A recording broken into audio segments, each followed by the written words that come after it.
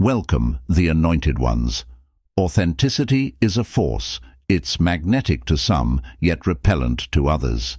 Here's the truth. Not everyone can handle it. You walk into a room, and without a word people can feel it. The weight of someone who isn't faking a single thing. Ironically, that's where the real drama starts. Studies even show that authenticity makes people uncomfortable, especially those who live in illusions. You're too real, and they know it, even if they'd never admit it out loud.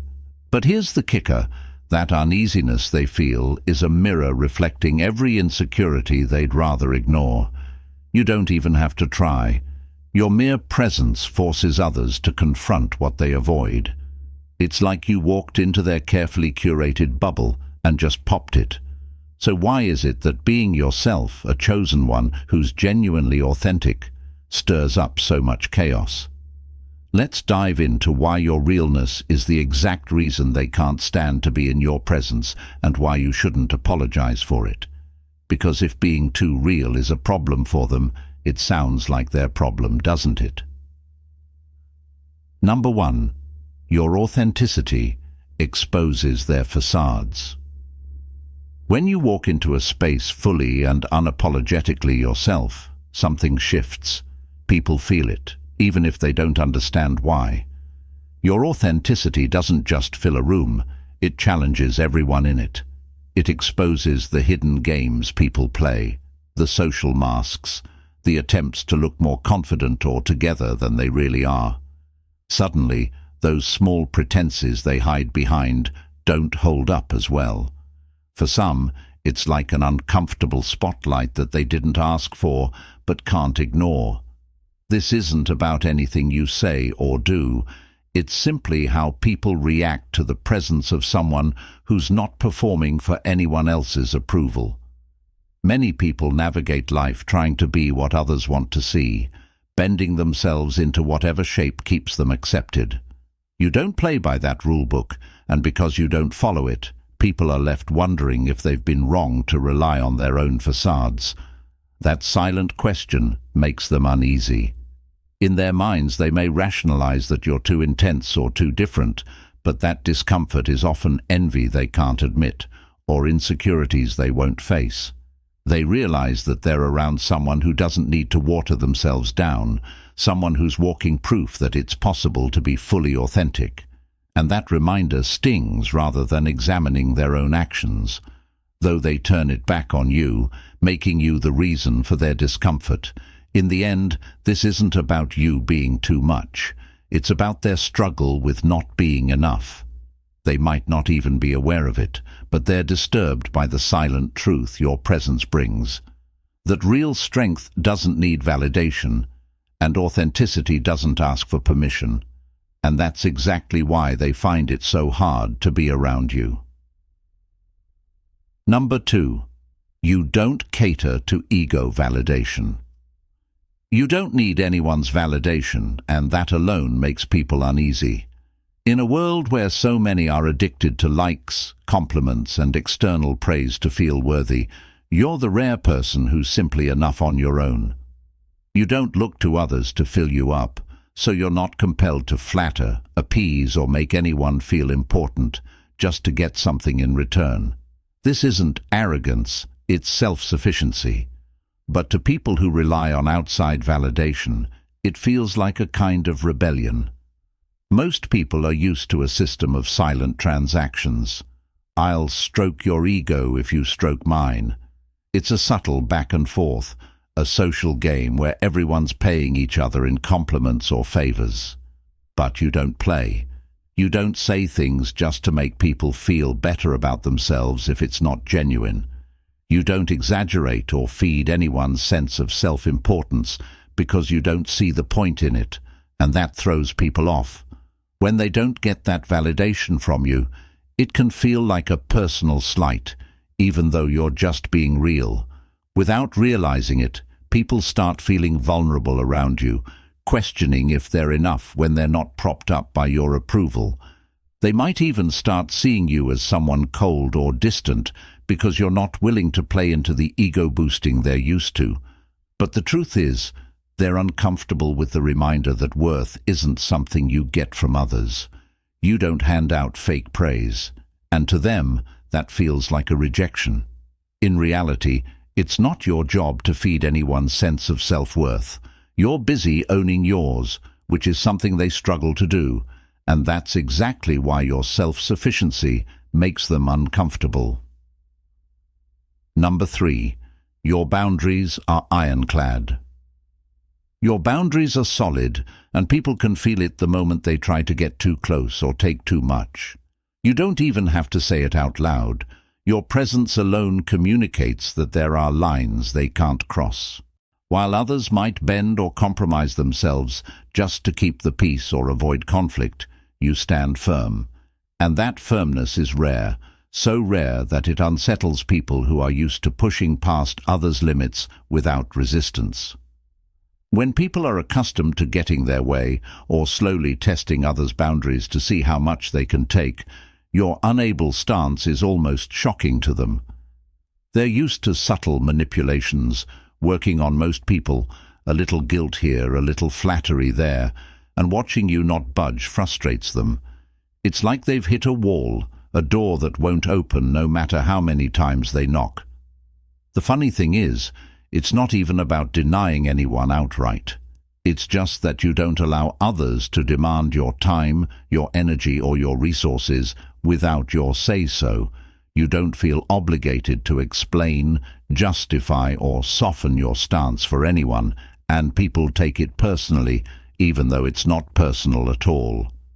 They interpret your boundaries as rejection because they're not used to someone actually honoring their own limits without compromise.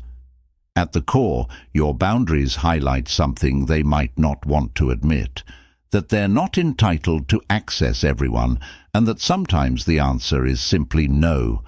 But instead of respecting that strength, they feel exposed by it. Your boundaries force them to confront their own tendency to overstep, and rather than acknowledging this, they often project their frustration onto you, seeing you as difficult or unapproachable. Yet the truth is, they're only upset because you remind them that respect is earned, not assumed. Number 4. Your energy demands truth. Your presence alone calls for truth, and people sense it. You don't have to ask, question, or confront. There's just something about your energy that leaves no room for pretenses. You live with an authenticity that naturally repels anything fake or shallow, and people can feel it the moment they're around you. It's as if being anything less than genuine just doesn't hold up in your presence. And this isn't something you try to impose. It's a silent expectation you carry, like a light that instantly exposes everything hidden in the shadows. For those who operate in half-truths or rely on facades, your energy can be overwhelming. They feel a pressure to either show up fully or back away because they know you won't engage in surface-level games. This is especially unsettling for people who are used to coasting through relationships on charm, small talk, or the masks they wear to fit in. Around you, those tricks lose their power. They feel an unspoken demand to strip away the layers and be real, and that makes them uneasy, even if they can't pinpoint why. For some, being in your presence becomes exhausting because it forces them to confront parts of themselves they've kept hidden. They might start fidgeting, changing the subject, or even avoiding eye contact because they feel exposed, almost like their inner world is on display. And it is, in a way, because your energy doesn't give them the option of staying in their comfort zone. Ultimately, it's not about you pressuring anyone to be different. It's simply that your way of being, grounded, real, and uninterested in anything superficial, sets a high bar. They either rise to meet it or retreat, but either way, they know that honesty is the only currency you'll accept. Number 5. Your self-respect sets off their insecurities. Your self-respect is evident the moment you walk into a room. You don't need to demand it with words or actions. It's just there, woven into how you carry yourself. For people who struggle with their own self-worth, That quiet confidence is unsettling. It's not because you're doing anything to intimidate them. It's simply that your presence highlights something they lack within themselves without meaning to. You remind them of the gaps in their own self-esteem, the parts of themselves they might have neglected or undervalued. People who don't fully respect themselves are often uncomfortable around someone who does. They might not even realize it consciously, but they sense a difference, a boundary that they don't know how to cross. Your self-respect makes them aware of how easily they might compromise their own boundaries, how much they rely on external validation to feel worthy. Being around you almost forces them to reflect on their own insecurities, the places where they've let others define their worth or dictate their boundaries. For many, that reflection is unsettling, even if they can't pinpoint why.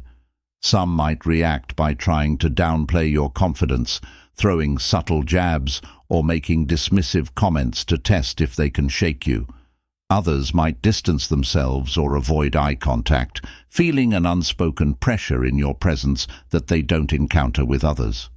It's not that they dislike you, it's that your self-respect confronts them with a truth they're not ready to face, that they've been overlooking their own worth. In the end, their discomfort isn't about you, it's a mirror reflecting their own insecurities. You're simply a reminder that respect isn't something they need to chase from others. It's something they need to build within themselves. Number 6. You don't compete. You just exist. You live without the need to compete, and that alone makes people uncomfortable. While others are busy comparing, measuring, and striving to outdo one another, you're just existing. It's not because you don't care about your goals or achievements. It's because you don't feel the need to prove anything to anyone. You've opted out of the endless cycle of comparison, and that quiet confidence disrupts the status quo. People around you, who are used to seeing life as a ladder or a race, can't quite wrap their heads around someone who doesn't play by those rules. For those who measure their value against others, your approach is confusing. They wonder how you can stay so centered, so unaffected by the constant push to be better or bigger than the person next to you. In a way, your presence reminds them that all the hustling and competing might not be necessary, and that's a truth they may not want to confront. Your calm assurance is a mirror showing them that they're the ones keeping score, not you, and that reflection can be deeply unsettling.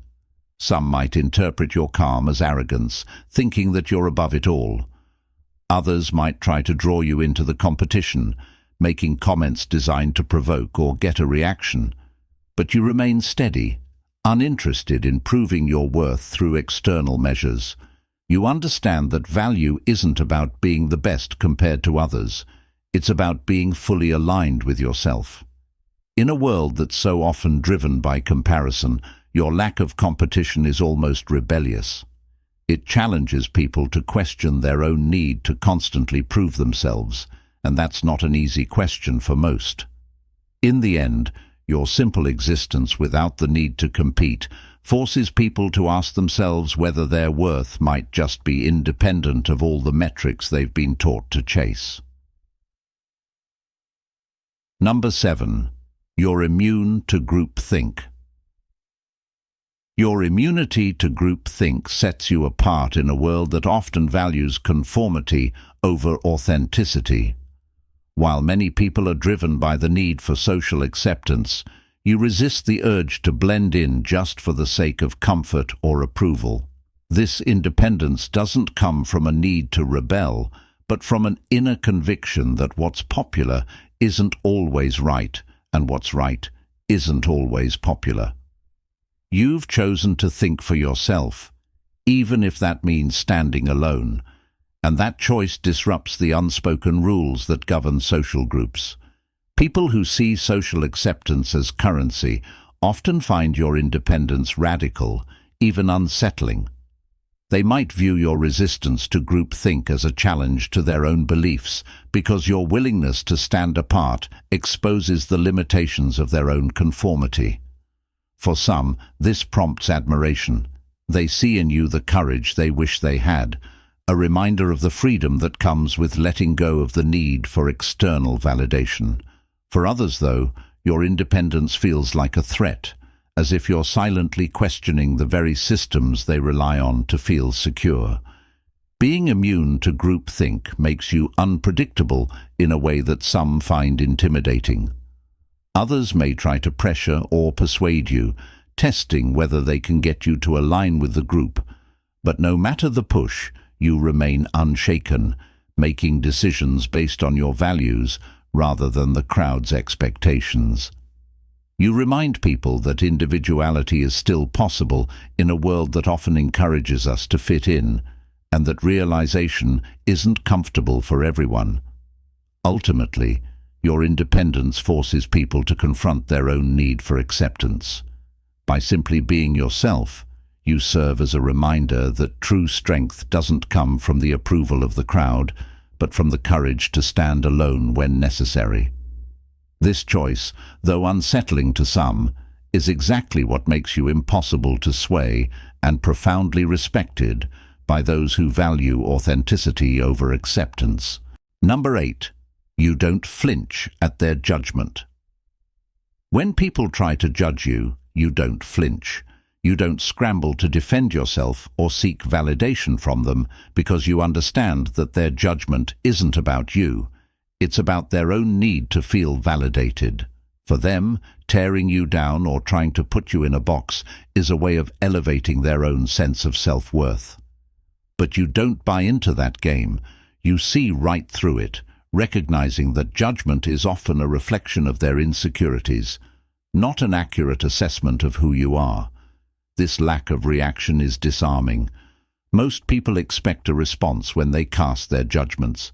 They're used to seeing others react defensively or feel the sting of their words. But when they don't get that from you, they're left empty-handed.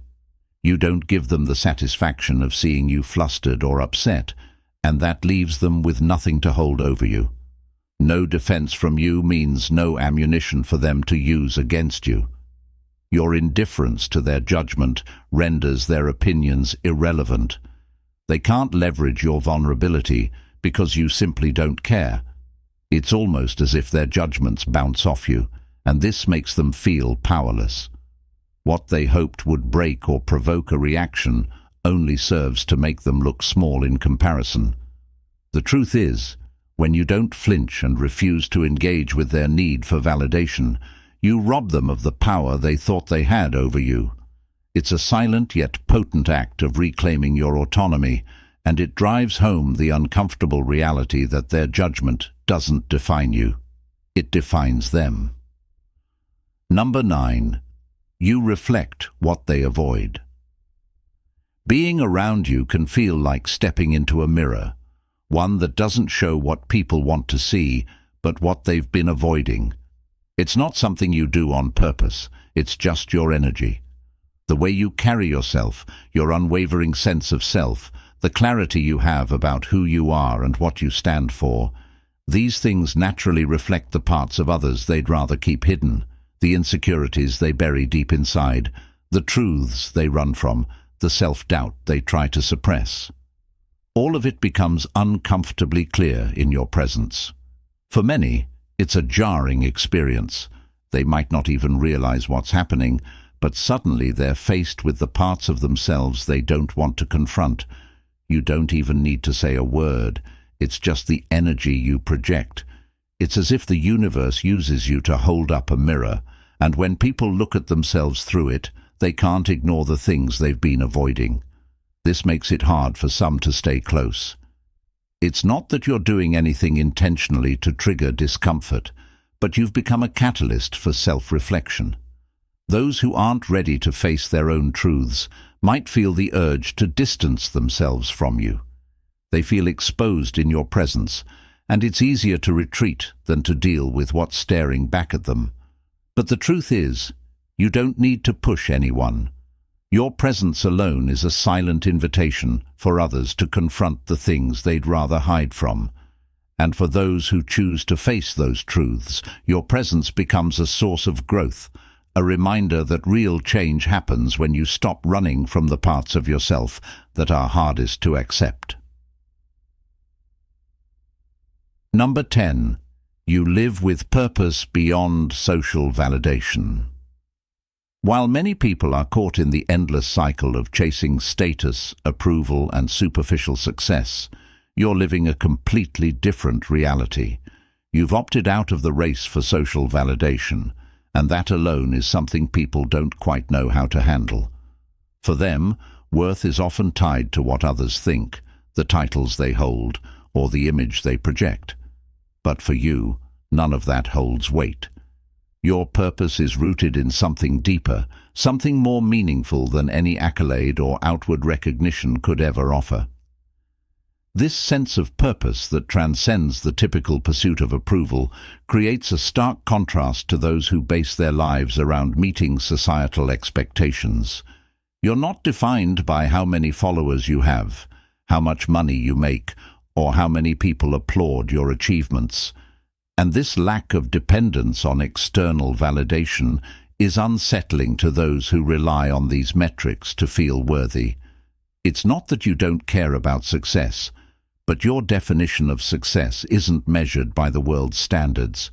It's personal, inward, and tied to a sense of fulfillment that doesn't need others' thumbs up to validate its worth. For many, this depth of purpose is intimidating.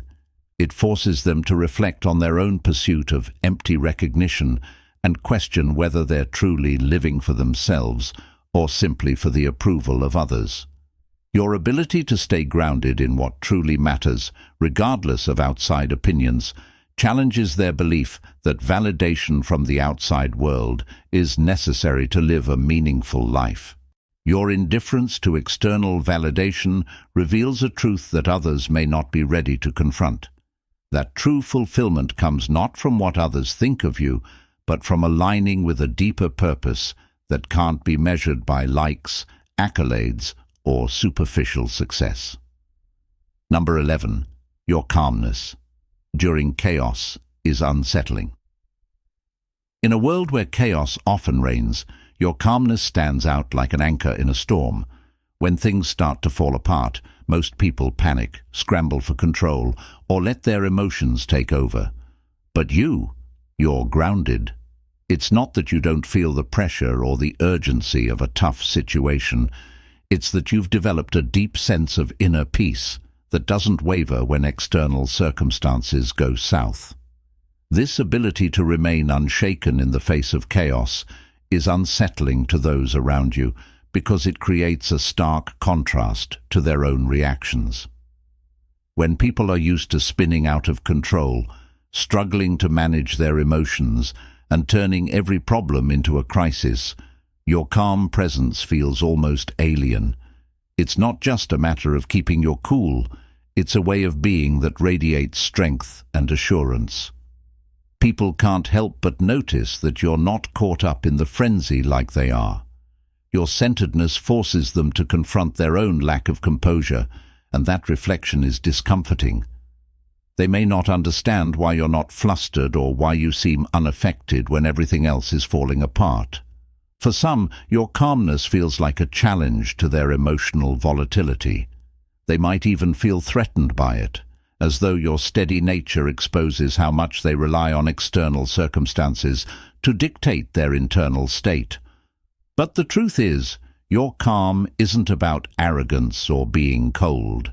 It's a reminder that inner peace doesn't come from controlling the world around you. It comes from mastering yourself. And that's a lesson some aren't ready to learn. Your tranquility in the midst of turmoil is a mirror showing them that control isn't found outside, but within. That realization, as powerful as it is, can be terrifying for those who are still tethered to their emotional reactions. Number 12. You don't fall for emotional manipulation. Emotional manipulation is a tactic many people use without even realizing it. It's their way of getting what they want, influencing outcomes, or making others feel responsible for their emotions. But for you, these tactics fall flat. Fake empathy, guilt trips, pity plays, none of it works.